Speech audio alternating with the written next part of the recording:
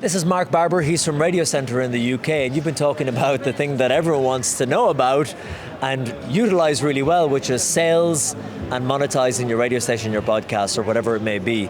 Now, you made the interesting point that advertisers, when they looked at social media and the internet at the beginning, were kind of wowed by these big numbers, but now they're looking again. Why is that? Well, I think, the definition of a view in the online media world is very, the bar is set very low. It's dubious.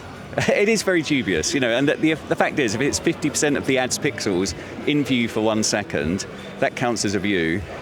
That's really not going to have a very big impact on anyone, and that has fundamentally fractured the relationship between ad exposure and outcomes from that advertising. And so a group of companies got together and said, the way we can address this issue is to start measuring attention in the online world. And that sort of makes sense, because that's where the issue lies.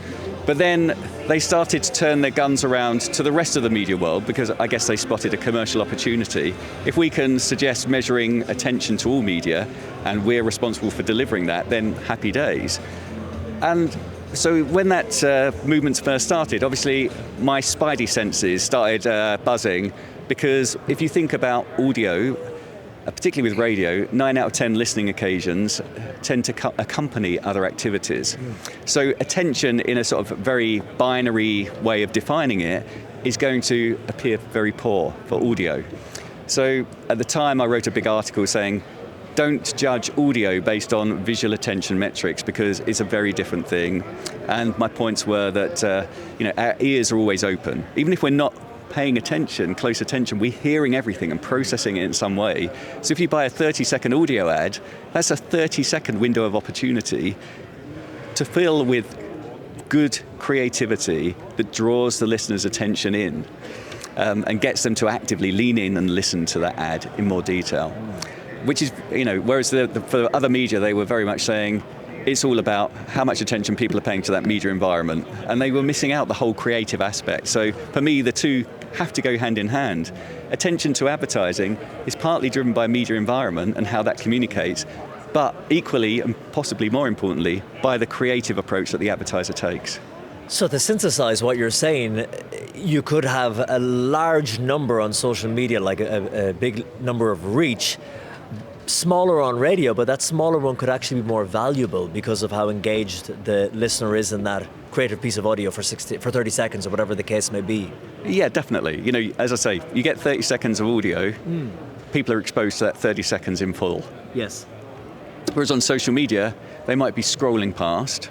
Similarly, with a lot of video advertising on social media, quite often it's played with the sound off. And as well, when you're looking at social media, the screen has also got a lot of other kind of clutter around it and bits and bobs in the screen. Yeah. Whereas when you're listening to a radio ad, for 30 seconds, that's what you're hearing coming out of the radio. Yeah, and as an advertiser, you're driving. You're in complete control for that time that you've bought. It's all down to what you say and how you say it. And that's very different from a lot of other media. Now, I'm not dismissing TV is similar to radio in many ways. You buy 30 seconds, that 30 seconds plays out, and you get audio as well as the pictures.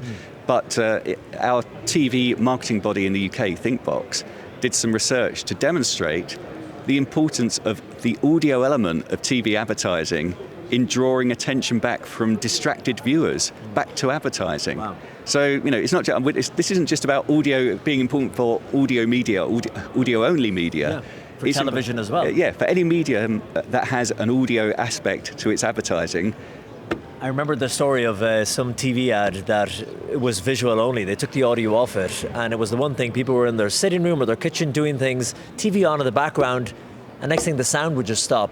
And they'd look over and think, what's happening with the TV? And they would just see then the visual ad. And it just shows you how much the audio is just part of a routine in our lives. Let me ask you finally, Mark, about are they realizing this?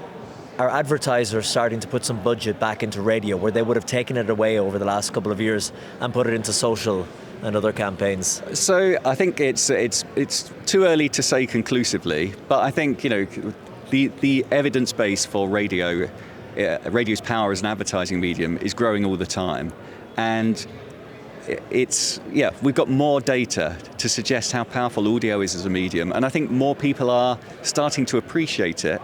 And particularly with younger media planners and agencies, they might come into audio not through radio, but through podcasts or stream music services. And that just opens up their minds to how audio advertising can work and the importance of audio media in people's lives generally.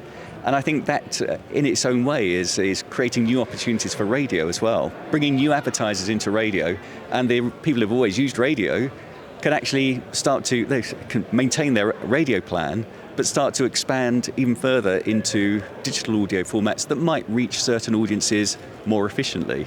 So it's a harmonious relationship between all of the audio media, and that's of benefit to advertisers overall. We love harmony. Thank you very much, Mark.